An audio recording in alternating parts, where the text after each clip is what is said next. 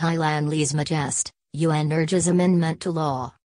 The United Nations has called on Thailand to amend its harsh law against insulting the monarchy. The Office of the UN High Commissioner for Human Rights said it was deeply troubled by the high rate of prosecutions, and the disproportionate sentences for the offence. The UN said that since the military coup in 2014, the number of people investigated for violating the lese-majeste laws has risen to more than double the number investigated in the previous 12 years, and that only 4% of those charged were acquitted. Trials are routinely held in closed session, often in military courts where defendants' rights are limited. Earlier this month, a man was given a 35-year sentence for Facebook posts judged to have defamed the monarchy, the harshest penalty to date. 2 years ago, a similarly harsh sentence was given to a woman in the northern city of Chiang Mai. On August 7, 2015, 2 military courts in Thailand handed down what were then the harshest sentences ever imposed under lese-majeste.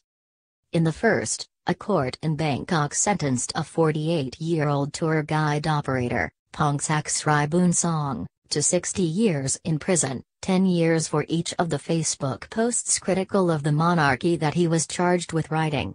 Because he pleaded guilty, the sentence was halved to 30 years.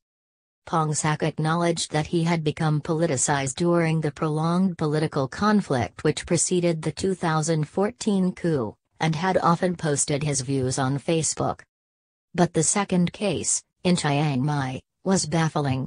A 29-year-old single mother, with no history of political involvement, was sentenced by a military court to 56 years in jail, also for posting anti-monarchy content on Facebook.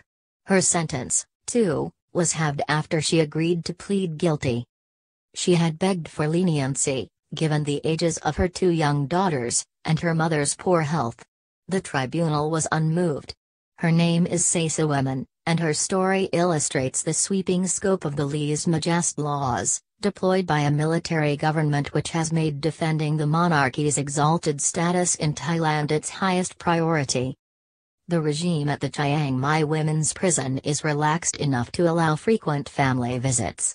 But Sasaweman's mother, Suchin, can rarely break away from her job as a cleaner in a hotel, and the 2 girls, Ka Rinkanek and Kakakorn, are in school most days. At best they can go every week or 2. It takes up to 2 hours to get inside the prison, through the paperwork and security searches. Sasaweman was brought out to meet us, in her loose blue prison dress, holding her arms out to the girls. For the hour we were allowed to stay, she did not let go of them. She had been married to a mechanic, she explained, but he had left her for another woman. A friend she had made during a previous job in a restaurant had suggested to Sasaweman a way to get back at the woman, by using a fake Facebook account. She says the friend came back to her home, and used her computer to set up the account. Sasaweman only found out what kind of comments she was leaving on the fake Facebook page when she was sent screenshots of them a few days later. That friend has since disappeared, she says.